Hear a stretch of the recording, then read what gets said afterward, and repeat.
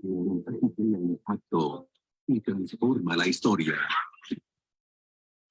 730 días luchando por llevar las gestas heroicas a todo rincón donde El Salvador está presente y que harán de nuestro país una tierra de libertad.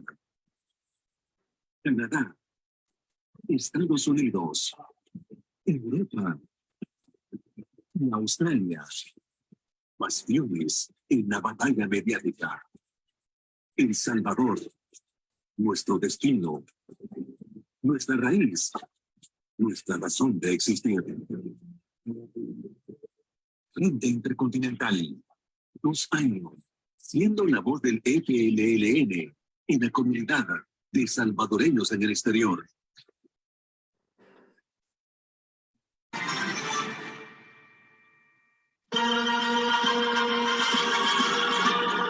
Este es el Frente Intercontinental del FMLN y canal oficial de la militancia en el exterior, rompiendo el cerco mediático y puente de solidaridad internacional con el pueblo salvadoreño. Enviamos un fraternal saludo a toda la militancia del FMLN en el exterior, así como al interior de nuestro querido país, a todos los colectivos del Frente Intercontinental del FMLN en El Salvador, Canadá, los Estados Unidos, Europa y Australia. También un fraternal saludo a todas y todos los salvadoreños en el exterior y a todas y todos los que nos siguen y comparten nuestras transmisiones en cualquier parte del mundo. Comenzamos.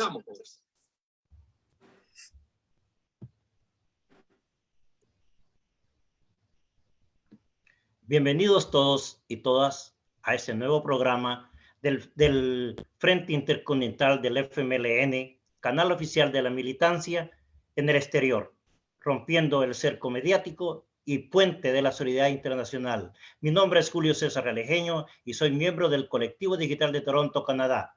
A continuación le presento a mi compañera Mari Carmen. Adelante, Mari Carmen. Muy buenas noches, compañeros y compañeras. Mari Carmen Guevara de Ottawa, miembro del Frente Intercontinental del FMLN en el exterior. Esta noche tengo la grata oportunidad de darle la bienvenida a la compañera Belia Berrocal, Belia Berrocal, y nos gustaría que por favor se presente, compañera. Gracias. Sí, buenas noches. Mi nombre es Belia Berrocal y yo aquí en Toronto. Muchas gracias por la invitación. Aquí, bueno, tratando de siempre apoyar a la lucha del pueblo peruano, que en estos momentos, como ustedes saben, está pasando por una situación bastante crítica, ¿no? Pero aquí desde lejos estamos aquí para no solo solidarizarnos, pero también estar con ellos acompañarlos en esta lucha. Gracias. Gracias, compañera. También tenemos la oportunidad de poder escuchar al compañero Arturo Pope. Pues por favor le pido que se presente. Y buenas noches, compañeros. Bueno, desde Toronto, Canadá, un saludo muy cordial, de una solidaridad enorme con ustedes, compañero. Gracias por esta oportunidad. Reciban el saludo del Frente Democrático de Peruanos en Canadá, que tiene base en Toronto, Canadá, y como dijo nuestra compañera Bella, bueno, estamos acá para apoyar la lucha de nuestro pueblo, que en este momento está viviendo una grave situación, ¿no? En cuanto a derechos humanos, en cuanto a cuestiones laborales, políticas, sociales, etcétera. Nuevamente, mi saludo para ustedes y estamos acá dispuestos para responder cualquier pregunta. Gracias. Gracias, compañero. Nos gustaría que se presentara el compañero Félix. Bueno, muchas gracias. Buenas noches a todos. Y este es Félix Ranchero desde el Colectivo Digital de Toronto. Gracias a Belia y gracias a Arturo por estar acá. Y vamos a estar conversando bellamente sobre lo que acontece en ese lindo país, ese lindo Perú, perdón. Y pues le dejo los micrófonos también a Mari Carmen, de retorno a Julio. Pues mi nombre es Félix y gracias a Mari Carmen y a Julio que están acá y detrás de los controles está Rodrigo García. Adelante. Gracias, Felipe. Julio, por favor. Gracias, Mari Carmen, por la oportunidad de conversar con nuestros amigos. Ellos son peruanos, Belia y Arturo. Belia es una activista política y trabajadora social. Estuvo también, valga la información, trabajando con ACNUR. Arturo es un ingeniero químico y de amplia formación académica y, lo más importante, un hombre de izquierda. Ahora nos toca con ellos conversar sobre la crisis que vive Perú. Pero me gustaría hacer un pequeño preámbulo. Perú es una población de 33 millones de habitantes. Un cuarto de esa población vive en extrema pobreza. Según información, tiene a cerca de 60 etnias.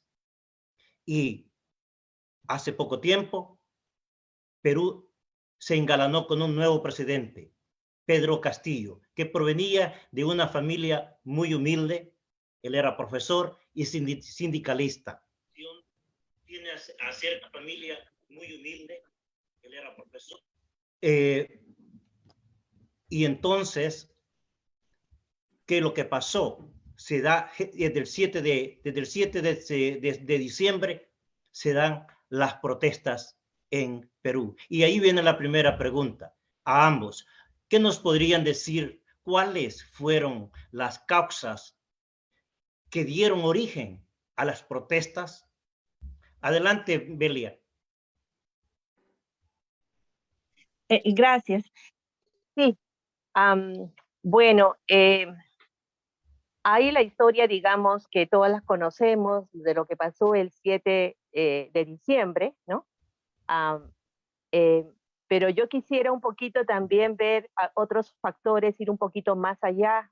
Y como bien dices tú, pues Perú es un país diverso, donde a pesar del crecimiento económico que ha demostrado en los últimos años, debido a que es muy rico en diferentes tipos de minerales, ¿no?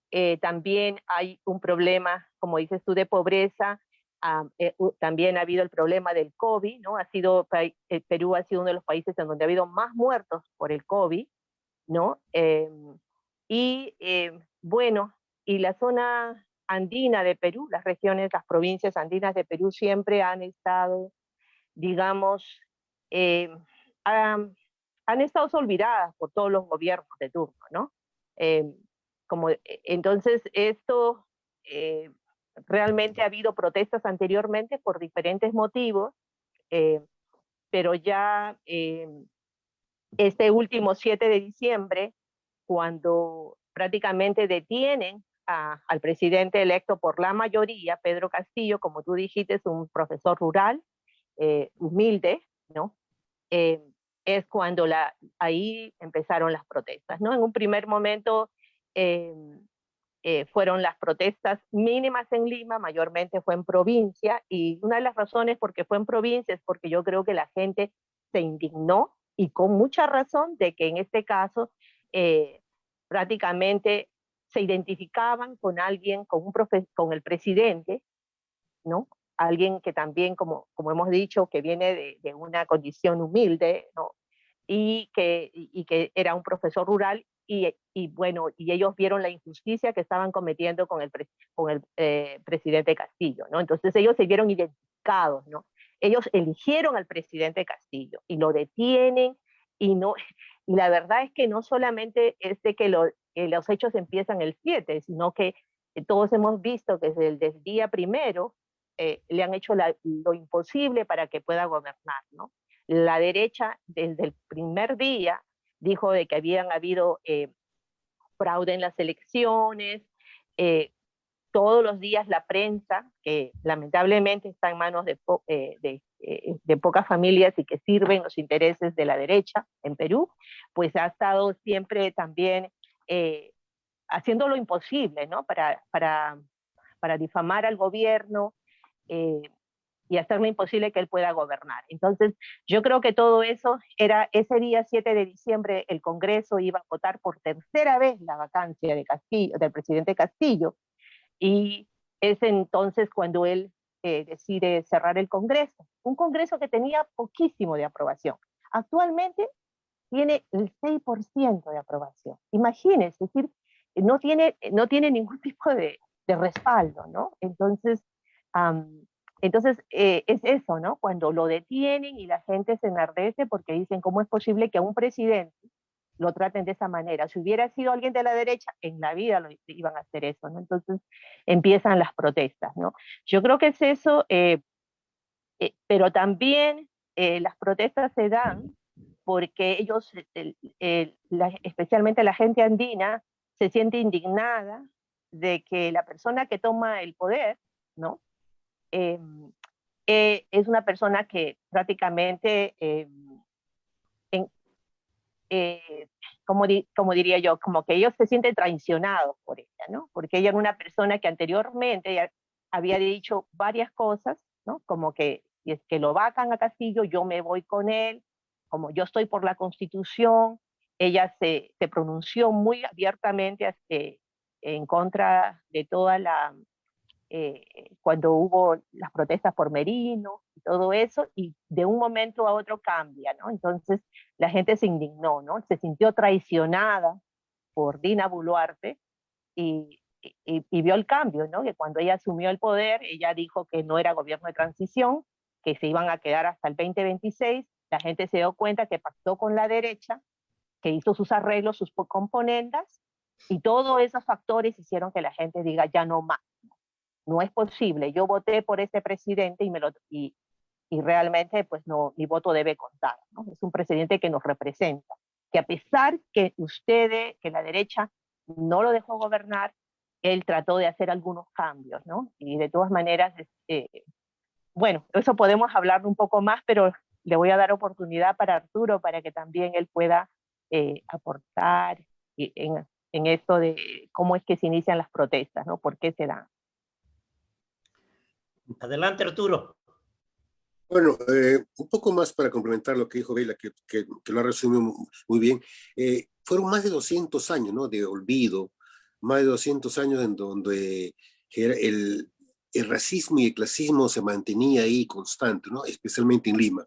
Como decía Bela también, un presidente que se puede decir de izquierda, no se sabía muy bien, creo que él tiene mucha base cristiana, ¿no? Etcétera, pero en general no se le dejó gobernar ni un solo minuto, ¿no? No se reconoció cuando ganó, se jugó con el fraude electoral que habían comprado al jurado de esas elecciones, y al final, semanas antes del 28 de julio, por ahí, inclusive días antes, le dejaron ahí, bueno, vamos a dejarlo, ¿no? Para que asuma la presidencia del Perú.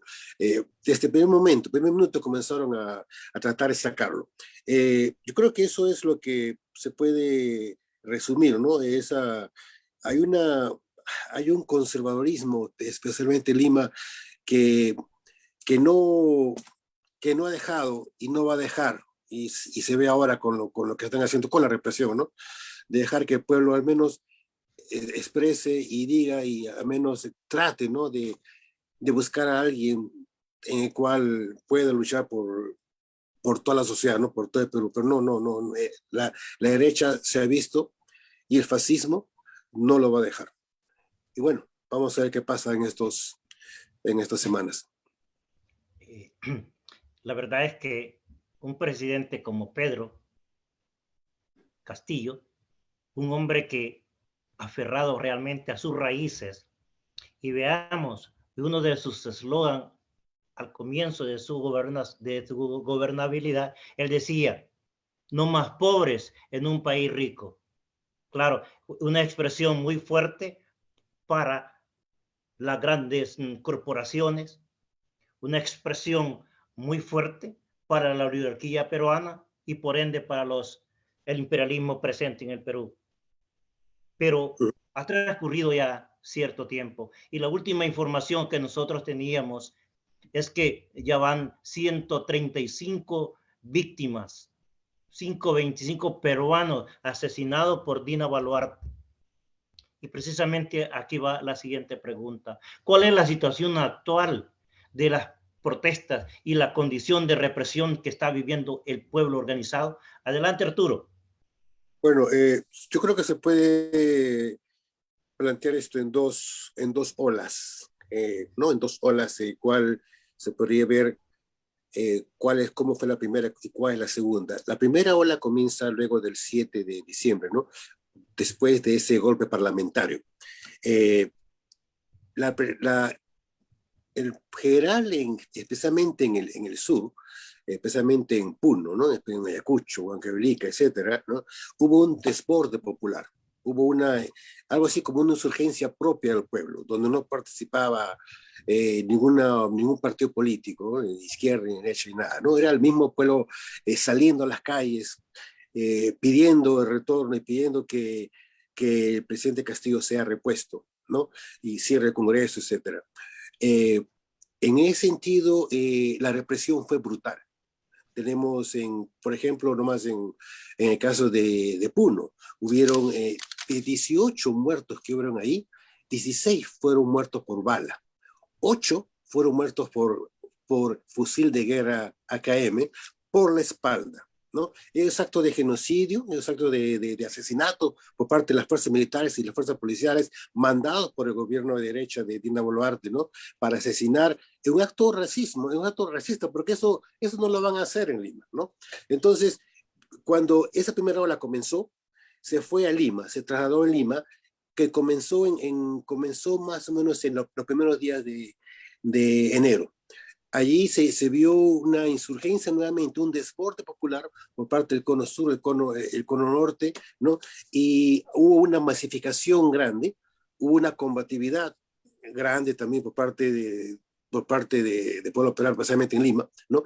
Y eso se fue más o menos teniendo por 4 semanas. El mismo desgaste, ¿no? De compañeros yendo de provincias a Lima, y sino que muchos se regresasen. Hay una diferencia con esta segunda ola que se viene y que ha comenzado acá en marzo, ¿no? Es que nuevos compañeros han llegado a Lima, y la diferencia es que en la primera fue tanto ese desborde popular, ¿no?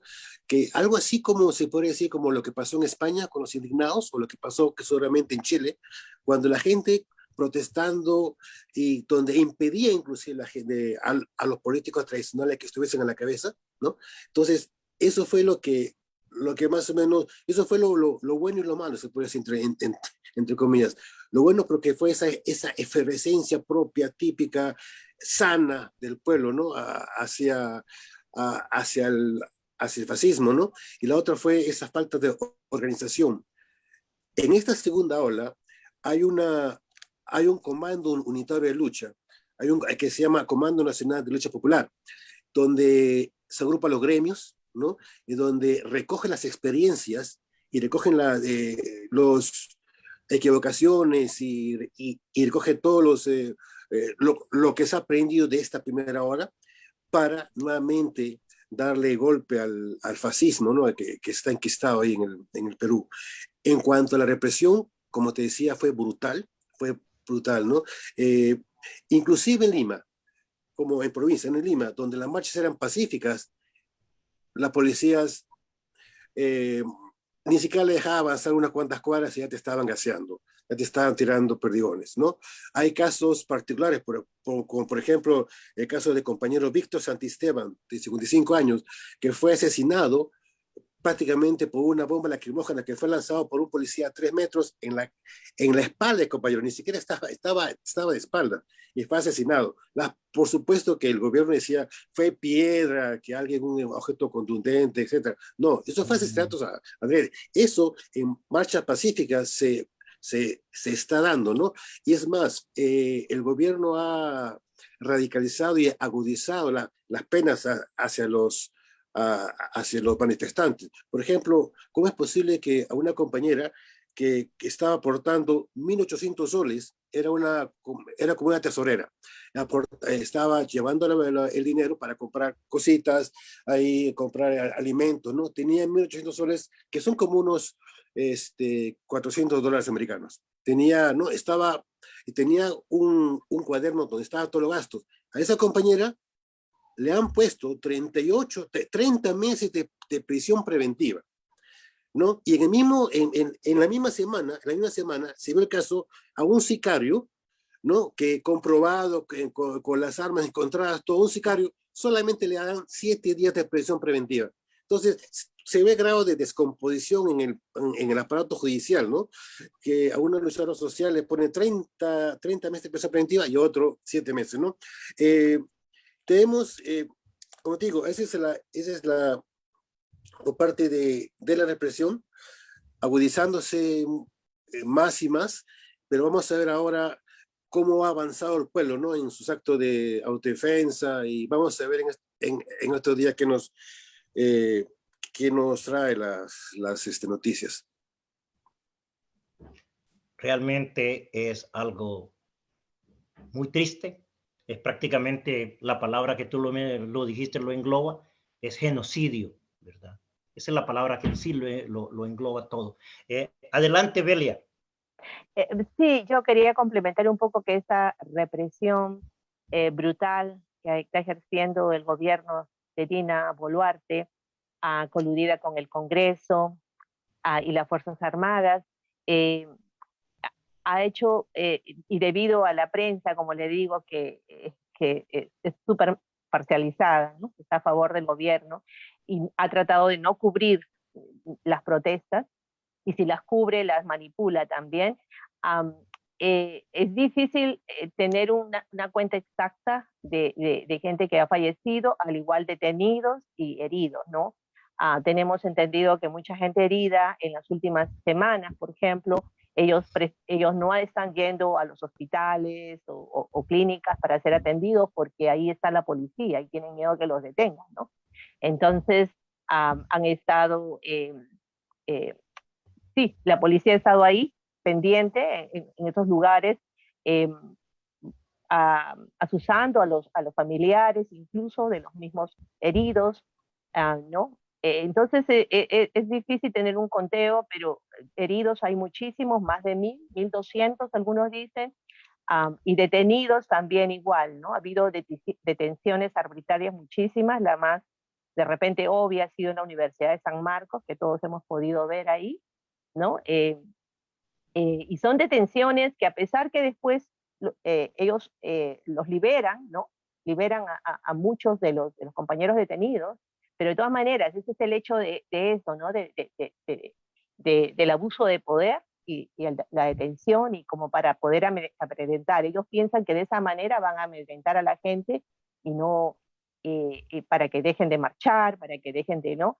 Pero al contrario, ¿no? Es decir, en un inicio en Lima no ha habido, como hemos visto, no ha habido muchas movilizaciones, pero después ha habido, y es increíble la forma como en un inicio tal vez no había mucha coordinación y todo, pero poco a poco el pueblo organizado, autoconvocados muchos de ellos, no hay partido político al menos visible detrás de todo esto, ellos han podido también coordinar mejor y han podido articular un tipo de apoyo que es increíble, ¿no?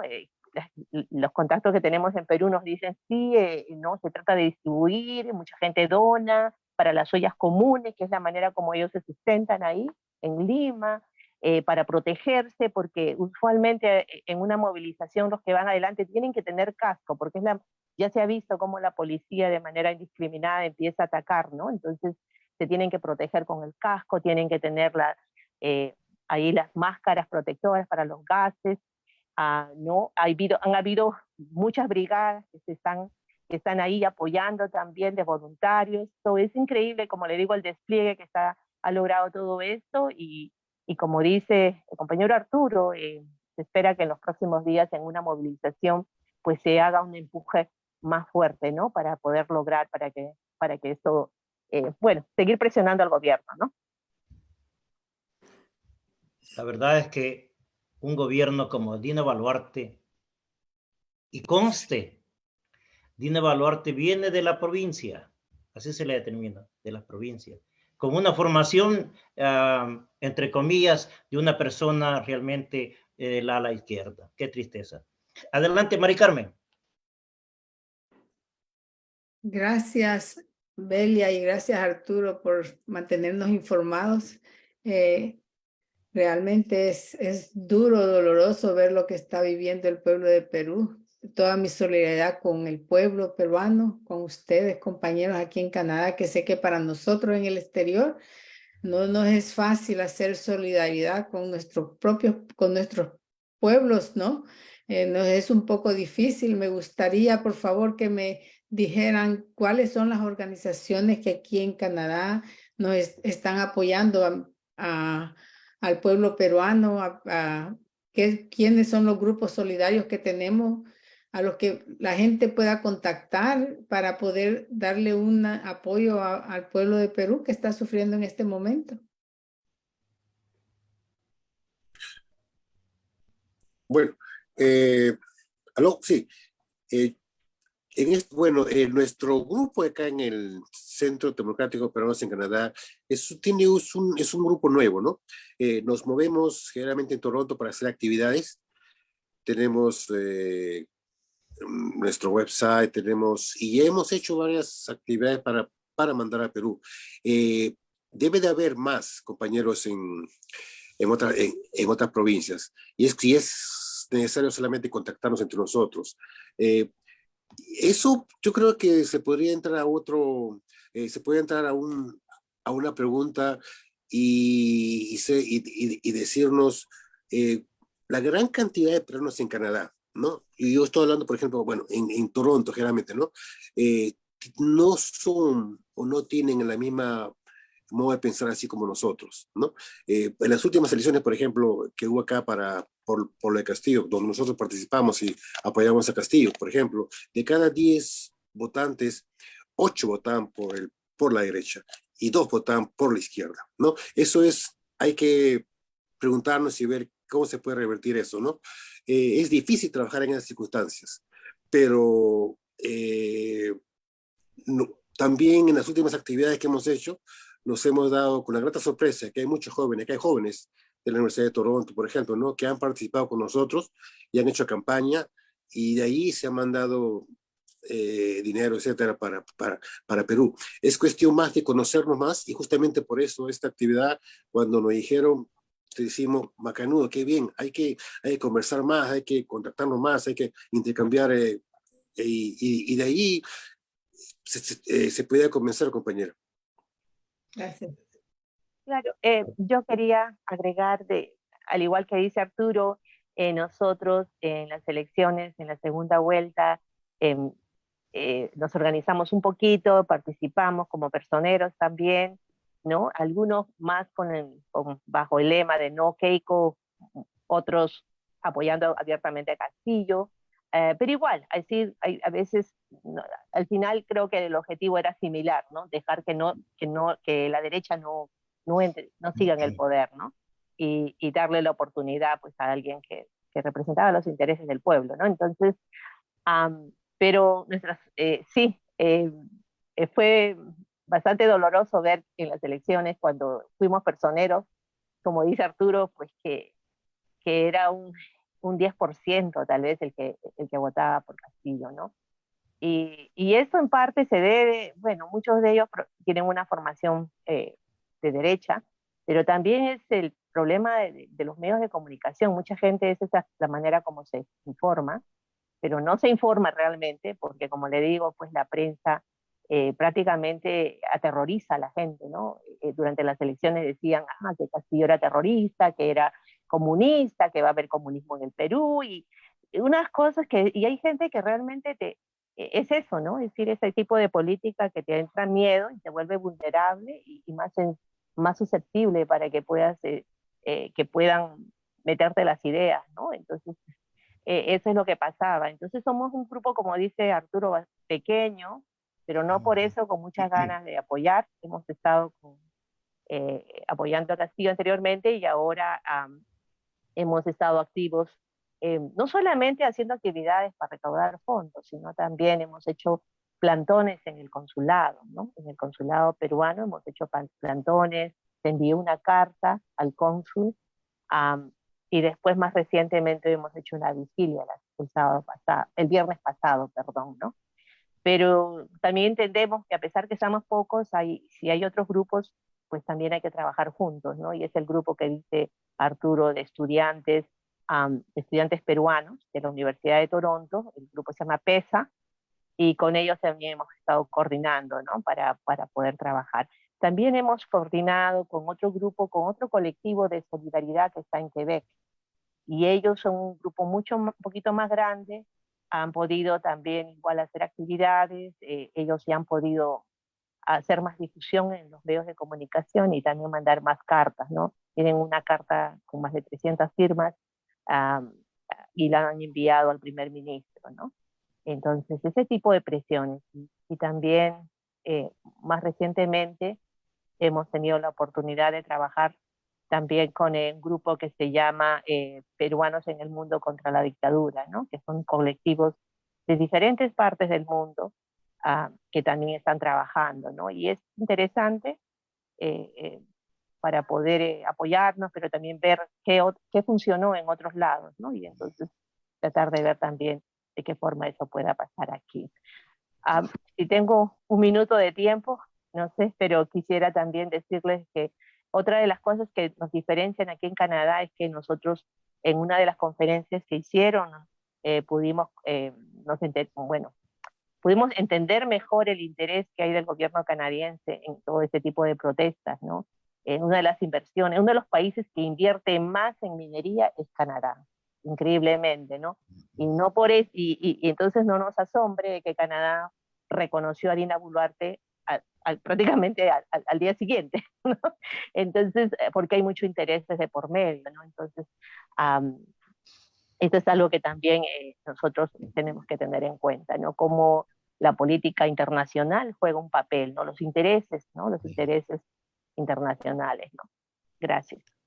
Les cuento que el Frente Intercontinental del FMLN tiene uno de los grandes objetivos y es romper el cerco mediático. Bien, Félix, adelante. Gracias, Julio. Primero voy a aprovechar el momento para leer algunos comentarios que están llegando aquí en la conversación. Dice, saludos fraternos, fuerza al hermano pueblo del Perú, dice Rodrigo. Y Hugo Chávez Front dice, saludos solidarios al pueblo peruano. Gracias al Frente Intercontinental del FMLN en el exterior por su solidaridad con los pueblos del mundo. Walter Escobar dice, fuerza camaradas desde Canadá en apoyo total con el pueblo peruano. Dina asesina. Oscar Fuentes dice, la unión de los pueblos nos hará libre. Cartelera Internacional dice, saludos desde Quebec, Canadá. Y luego las burguesías racistas no aceptan que el pueblo elija libremente a sus gobernantes, especialmente esos que quieren dignificar a los excluidos. José Rodrigo continúa y dice, el presidente legítimo del Perú es el señor Castillo. El pueblo lo eligió y se debe respetar la voluntad del pueblo. Las transnacionales quieren seguir adueñándose de los recursos peruanos y apoyan este golpe de Estado. Los países desarrollados siguen enriqueciéndose de la explotación de los recursos como los que posee Perú. Y aquí también tengo otros comentarios que dice, ahora la gente está luchando no tanto por Pedro Castillo, sino porque hayan nuevas elecciones, se tenga una nueva constitución y pues hoy es un día sumamente importante, dice acá. Los aymaras y otros grupos de Puno y otras provincias del sur están llegando a la capital. Se dice que será la segunda toma de Lima. Por otro lado, las Fuerzas Armadas le han dado simbólicamente el bastón de mando a Dina Boluarte y esta tarde se ha organizado el Consejo de Seguridad Ciudadana, entidad que tomara las decisiones para ejercer la represión. Ahí está el alcalde de Lima, el primer ministro, la presidenta, el presidente del Congreso y otros notables. El tercer motivo de la marcha es que se reconozca que hay 60 muertos por las balas, que es una matanza efectuada por la policía y de indemnizar a sus familiares. Bueno, con relación a esos comentarios que nos están llegando, ¿qué ustedes podrían decir a la gente que nos está comentando y nos está diciendo sobre lo que aquí se está conversando? Adelante, Belia y Arturo. Bueno, sí, justamente lo que los compañeros nos escriben, ¿no? Les escriben, es cierto. Hay una criminalización de la protesta muy, muy fuerte. Inclusive los medios alternativos, los medios de comunicación alternativos están ahí siendo perseguidos, ¿no? Y etcétera. Yo creo que lo que nos debe de unir es eso, ¿no? Que hay un enemigo común, y ese enemigo común es fuerte, pero si el pueblo organizado, ¿no? Y elevando quizás un poco su medio de lucha, eh, pueda alcanzar más objetivos, bueno, sería loable. Lima es un hueso duro de roer. Hay un conservadorismo tremendo, mucho catolicismo, bueno, Perú es católico, pero hay un conservadorismo tremendo en Lima, ¿no? Pero eso, frente a todo eso, yo creo que poco a poco la gente en Lima está despertando, acompañando a los compañeros que vienen de provincias, y ojalá, ¿no? Que yo soy optimista, ¿no? Que esto va a seguir adelante hasta que el fascismo, los militares y sobre todo esa derecha bruta y chorada, así como nosotros decimos, se larguen, ¿no? Se vayan. Ahí es que se vaya la Boluarte, que cierre el Congreso, y sobre todo lo más importante acá es llamar a una asamblea constituyente para llamar a una nueva constitución con participación popular. Eso es lo que se está también pidiendo. Yo también me uno a Arturo. Soy bastante optimista, ¿no? A pesar de que hay gente que me comenta y me dice, bueno, han habido, ¿no?, más de 60, 80 muertos, entonces, ¿qué se está logrando, ¿no? Entonces, yo creo que las luchas de nuestro pueblo han sido por décadas, ¿no? Y de esto se aprende, ¿no? La gente se empodera en el proceso de lucha, ¿no? Yo creo que hay líderes que se cuajan, hay comunidades que se empoderan, ¿no? Porque saben que individualmente pues no se logran, ¿no? Todos los derechos que tiene el pueblo se han logrado a través de luchas, ¿no? Entonces yo creo que es esto importante, que nuestros hermanos andinos de las naciones originarias, ellos están viendo que sí, organizados, han podido remecer a este gobierno, ¿no? Usurpador. Entonces,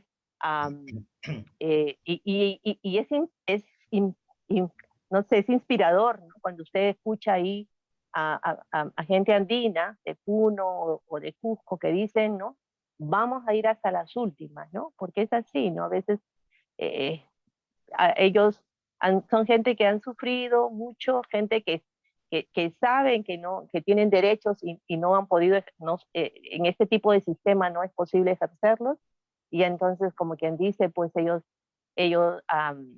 tienen mucha dignidad y mucho coraje, ¿no? Y entonces saben que lo último que pueden perder es seguir adelante y la esperanza. Entonces yo creo que este proceso nos está enseñando bastante, ¿no? Especialmente a las comunidades que están levantadas, ellos se están empoderando, y yo creo que está remeciendo, porque ahora incluso hasta la misma derecha, ¿no? Es increíble, pero están sacando otras portadas, están haciendo visible. Algunos dicen que es cortina de humo, puede ser también, pero también es de que ellos se están dando cuenta, este sistema ya no da para más. Entonces nosotros tenemos que cambiar un poco, acomodarnos, ¿no? Porque de eso se trata. La derecha también es muy, muy hábil en eso, ¿no? Si ya ven que están como que perdiendo la situación, se van a acomodar, ¿no? Para no aparecer tan, para seguir engañando al pueblo. Entonces es eso lo que está pasando, pero todos los saludos, todos los comentarios que hacen de solidaridad y de desearle ¿no?, que sigamos adelante son bienvenidos. Y como dice Arturo, pues sí hay varias demandas, ¿no? Ha habido varias demandas, ¿no? Pero de entre ellas se están solidificando o consolidando alguna de ellas, en un inicio, y todavía sigue siendo una demanda, ¿no? Que se libere al presidente Castillo, que se le restituya, ¿no? Otro es el que cierra en el Congreso, que como les vuelvo a repetir, tiene solamente 6% de aprobación, ¿no? Que renuncie Dina Boluarte, que se hagan elecciones ya, la OMPE que es, y el Jurado Nacional de Elecciones, que son las instituciones que están a cargo de llevar a cabo elecciones, ellos dicen que sí es posible hacer unas elecciones en 6 meses. Entonces sí es posible hacerlas, ¿no? Pero otro pedido súper importante es el referéndum para una asamblea constituyente. Esta constitución que tenemos es una constitución que nació en una dictadura, ¿no? Que fue la de Fujimori, y en donde han recortado muchos derechos laborales para la gente. Es una constitución terrible, ¿no? Que no lo digo yo, lo dicen otros estudiosos en otros países también, reconocen que es una constitución terrible, ¿no? Entonces es necesario tener, y aparte de que es terrible, el Congreso sigue modificándola, ¿no? Entonces han tomado, ahorita el Congreso está tomando varias instituciones, ¿no? Ellos están eligiendo gente que le sirva a sus intereses, ¿no? Como el Tribunal Constitucional.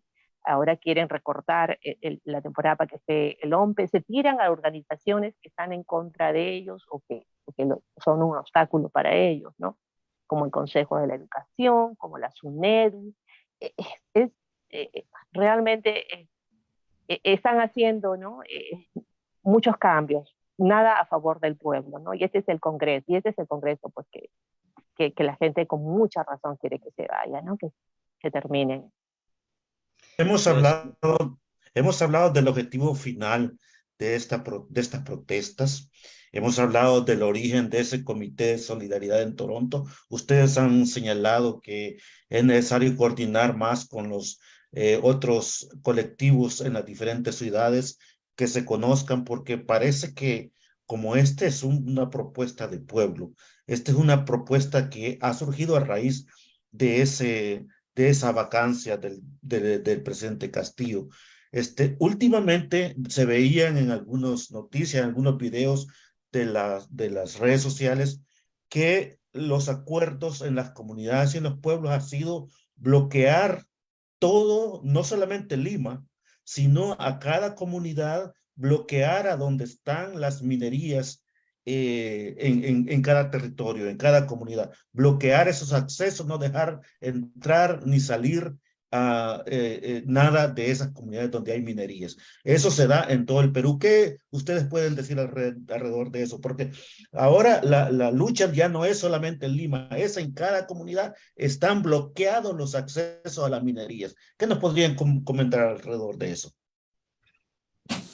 Bueno, frente a eso, toda esa alternativa popular que se está dando más y más, que el pueblo está aprendiendo, ¿no? Que está elevando su método de lucha, está viendo que no solamente es estar pasivos y recibir las balas, sino avanzar, bloquear, etcétera, como por ejemplo bloquear. Pero hay que ver también que la represión es, como se dijo anteriormente, no es una represión genocida. Eso también de ahí hay que verlo bien, con unas pinzas bien, ¿no? Porque se puede, si es que lo están haciendo en provincias, que lo están haciendo, hay que ver también que tiene que ser mancomunado y con la ayuda de Lima y con la ayuda también del exterior y con la ayuda, porque aislados, solos, los compañeros posiblemente van a sucumbir, ¿no? ante la represión. Y tiene que ser coordinado, pero ahí hay que ver hasta dónde se puede llegar.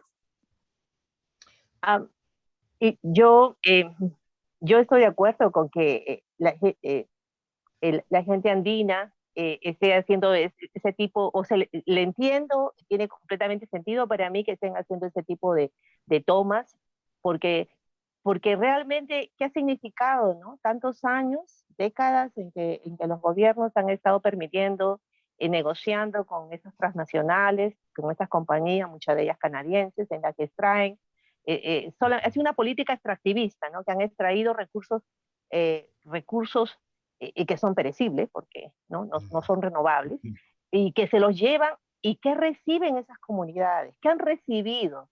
¿No? Es decir, es no solo injusto, es indignante de que eso haya pasado por décadas. Y la gente ya está harta de eso, ¿no? Está cansada. Se llevan sus recursos de lo que podría ser su casa, porque es su provincia, es su territorio. ¿Y qué pasa, no? Es decir, no reciben nada, reciben migajas prácticamente, ¿no? Entonces yo creo que también es un poco la influencia un poco en Bolivia, ¿no? Que ahí, por ejemplo, han habido muchos cambios positivos para la población, ¿no? El gobierno ahí de Evo Morales ha podido renegociar los contratos con mejores intereses para la población, ¿no? En cambio, en Perú, al contrario, ¿no? Les recortan los impuestos, y si son morosos se les perdona. Entonces es terrible, ¿no? Claro que de por medio hay corrupción también, pero yo creo que llega un momento en que uno se cansa, ¿no? Y esas comunidades dicen, ya basta, ¿no?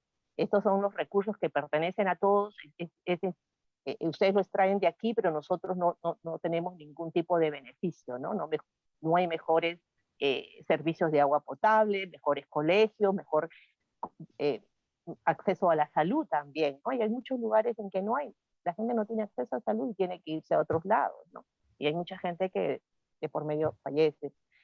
Y yo creo que sí es posible. Yo recuerdo, por ejemplo, en el norte, hace varios años atrás, más de una década atrás, hubo también igual, la gente se opuso, ¿no? No sé, Conga, no sé si se acuerdan ustedes, la gente se opuso y lograron eso. Yo creo que sí, es eso, ¿no? Llega un momento en que sí es posible, ¿no? Claro, como dice, organizado, con apoyo internacional y cada uno poniendo en esta lucha de diferentes formas, cada uno cumple un rol, ¿no? Y entonces, yo creo que sí es posible, ¿no? En Conga pasó eso, no llegó, no se llegó, el pueblo se opuso, no quiso, ¿no? Entonces algo parecido puede pasar también en esos lados, ¿no? De que al final es la autodeterminación de los pueblos, si el pueblo elige de que quieren ellos, que no quieren que se extraigan o se extraigan de esta forma, yo creo que ellos tienen la voz, ¿no? Ellos. Bueno, yo antes de pasarle la palabra al compañero Julio, quiero leer estos otros mensajes que me han llegado por acá y dice, Lima tiene 13 millones de habitantes. El Congreso y la Presidenta tienen muy poca aprobación, alrededor del 6%. El problema es la actuación feroz de la policía y de las Fuerzas Armadas que tiran a matar. Los que están pagando a la derecha son las transnacionales, mineras y de otro tipo, ya que sus contratos terminan y tienen que renovarlos este año. Dice, ellos están muy organizados, eso es seguro, solo que las fuerzas son desiguales, por supuesto, bala contra gritos, ¿verdad? Así es que yo te dejo ahí los micrófonos, estimado Julio, para que continúes. Adelante. Gracias, Félix. La verdad que hablar de Perú en estos momentos es una inspiración realmente para todos los que somos y que tenemos conciencia de clase. Pues precisamente estos programas es para que tengamos una idea clara. Y es bien importante lo que dijo Belia. Es que en el Perú, siendo un país rico en minerales, y ahí hay muchas corporaciones muy interesadas. Ahí está el imperialismo muy interesado. Ahí está la oligarquía muy interesada. Pues tienen razón, tienen una constitución que fue creada por Fujimori, en la cual al pueblo peruano no se le permitió que esos recursos que son de ellos fueran a parar ciertos beneficios a esa clase que actualmente se encuentra sufriendo y en pie de lucha. Me gustaría que ambos si nos pudieran aclarar qué realmente refleja esa constitución de Fujimori. Adelante. Solamente un ejemplo te podría decir, así muy rápido, ¿no? Por ejemplo, Perú tiene el gas de Camisea de Cusco, ¿no? Sí, Perú, las empresas transnacionales españolas se la llevan, se la dan a Chile, Chile se la da a México, y después se la revenden a Perú, y Perú tiene el balón licuado de gas, es el más caro de Latinoamérica, ¿no? Siendo el país el que produce. Y eso lógica viene justamente por por esa constitución, ¿no? Fujimori, entre otras cosas, lo que hizo, y me parece que era lo único, uno de los pocos ejemplos, creo que es el único, en el cual él firmaba decreto ley amparado por esa constitución, donde él prácticamente se sentaba con la corporación y le decía, ¿sabes qué? Tu corporación, quédate con el 85%, al Perú dale 15 o 12, 10, ¿no? Eso es lo que hacía y regalaba nuestros recursos, ¿no? Eso ahí, amparado por la Constitución, ha destrozado toda nuestra infraestructura, porque también lo que ellos hacían, esa Constitución también lo que hacía era permitir que todas nuestras materias y todos nuestros principales, ¿cómo le puedo explicar? Nuestros principales sectores públicos estratégicos sean vendidos a precio de huevo y sean regalados prácticamente, ¿no? Eso también la Constitución permitía, ¿no? Permitía también, por ejemplo, permite inclusive, ¿no? Que el Perú no es dueño prácticamente de lo que tiene, ¿no? Y eso se ve mucho en el sector económico. Y es en ese sentido que esa, así como dijo Belia, ¿no? Esa Constitución nació hecha en el 93 por un grupo de radicales de derecha, neoliberales, ¿no? Que lo que hicieron fue prácticamente regalar todo lo nuestro, ¿no? Y al final ni siquiera podemos cambiar, porque le están poniendo más y más candados este Congreso que a la Constitución, para cambiar la Constitución, que prácticamente se está reduciendo el margen de poder obrar. Bueno, habrá que ver hasta qué punto ese elástico se puede resistir, ¿no? Porque ya hasta la misma gente derecha parece que está ahí peleándose entre ellos porque ve que no, esto ya no se puede mantener. Es mucho la protesta, y eso es lo bueno, la protesta ha dado su fruto. La gente está comenzando a pensar y más que sí, es necesaria una constitución, una nueva constitución. Y bueno, solo para agregar, completamente de acuerdo, creo que esa es una de las partes más importantes, la que dijo Arturo, pero para agregar también es que la Constitución, como le digo, cambió mucho en el aspecto laboral y prácticamente socavando los derechos que tenían los sindicatos y creando lo que le llaman los services, ¿no? Que prácticamente ya no hay estabilidad laboral, ¿no? La gente en Perú trabaja a través de, como lo que decimos acá, agencias de empleo, ¿no? Entonces, eso es lo que trató de destruir los sindicatos, porque de todas maneras los sindicatos cumplen un rol dentro de la sociedad, ¿no? Y dentro de y como todos estos cambios que han habido, en la parte de educación también ha sido bastante fuerte, ¿no? Apoyando la creación de universidades privadas, ¿no? Privatizando prácticamente la educación, ¿no? Entonces, y el sector de salud. Entonces ha sido realmente, es una constitución que corta muchos derechos a la gente del pueblo, ¿no? Entonces por eso es necesario, yo creo, y la gente, como dice Arturo, están cada vez más claros en eso, y que hay una necesidad de un referendo y una nueva constitución, ¿no? En estos tipos de programas, el tiempo es un factor súper determinante. Imagínense, ya prácticamente hemos culminado con el tiempo. Y todavía teníamos otras pequeñas preguntas por ahí. Me gustaría darle la palabra a Mari Carmen para que despidiera a nuestros invitados. Adelante, Mari Carmen. Gracias. Realmente se siente corto el tiempo. Quería comentar que ustedes comentaron que un grupo en Toronto y los jóvenes en Toronto están apoyando. También en Quebec. Nosotros aquí en Ottawa tuvimos una demostración en frente a la Embajada de Estados Unidos.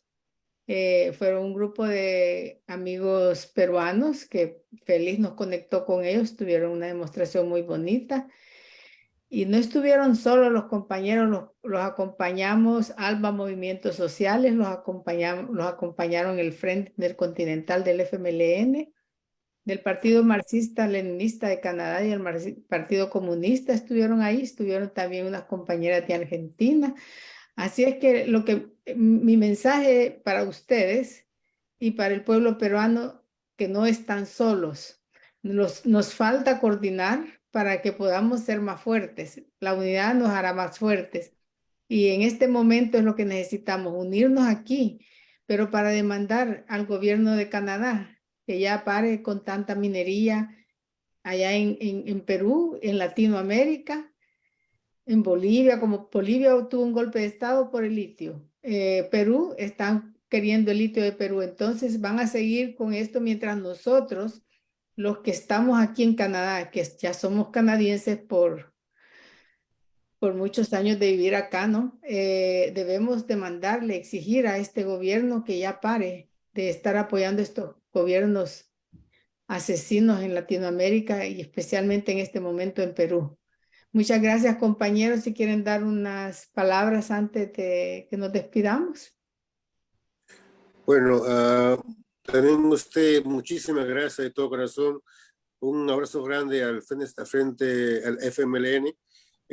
Una inspiración cuando yo era joven en Perú, ¿no? Ejemplo de lucha de ese pueblo sacrificado y bueno, y combatiente. Un saludo de parte de nosotros y creo que terminando se podría decir que en esta hora de lucha todos nos debe unir, compañeros, todos nos debe unir, no solamente al pueblo peruano, al chileno, al boliviano, al colombiano, etcétera. Así como decía nuestro compañero Che, en donde haya una injusticia, nuestro corazón debe estar ahí latiendo más fuerte para tratar de pararla. Un saludo de parte mía nuevamente y un abrazo. Gracias. Compañera, ¿podría darnos sus palabras de despedida? Claro, muchas gracias también por invitarme, por darnos la oportunidad de poder hablar sobre Perú, sobre lo que está pasando en este momento y cómo es necesario estar unidos, como dicen ustedes. Al final, lo importante, las luchas del pueblo no tienen fronteras para mí, ¿no? Hoy es Perú, antes ha sido Chile, mañana puede ser cualquier otro país, ¿no? Porque hay intereses, especialmente del imperialismo yanqui, ¿no? Que siempre está al acecho, ¿no? De ver sus intereses, sean económicos o geopolíticos. Así es que es importante estar ahí. Muchas gracias. Tenemos una página en Facebook. El colectivo de apoyo en Toronto se llama CDPECA, como dijo Arturo, y tenemos una página en Facebook. Si desean, pueden seguirnos ahí. Es la manera que nos contactan, o también, bueno, es la manera más práctica, yo creo, porque ahí publicamos todo, ¿no? Muchas gracias de nuevo y bueno, pues hasta la victoria, ¿no? Gracias. Gracias. Bien, compañero. No, entonces, no queda más que agradecer a nuestra militancia en todo el mundo, nuestra militancia en El Salvador, en el Canadá, en Europa, en Australia, y a todos los salvadoreños y a todas aquellas personas que se han unido a este proyecto, que nos han seguido, nos han comentado, están siempre ahí pendientes. También les pedimos a esta militancia en el mundo que nos unamos a este esfuerzo, que busquemos la unidad. También queremos agradecer a la solidaridad internacional, a que nos apoyen a todos, al Perú, a El Salvador, a todos, porque la solidaridad internacional siempre nos ha apoyado, ayer, hoy y mañana, porque nuestras luchas son justas. No más persecución política en el mundo, especialmente en el Perú y en El Salvador. Libertad para las y los presos políticos del Perú y del Salvador. Dictadura nunca más. Que vive el FMLN. Que viva.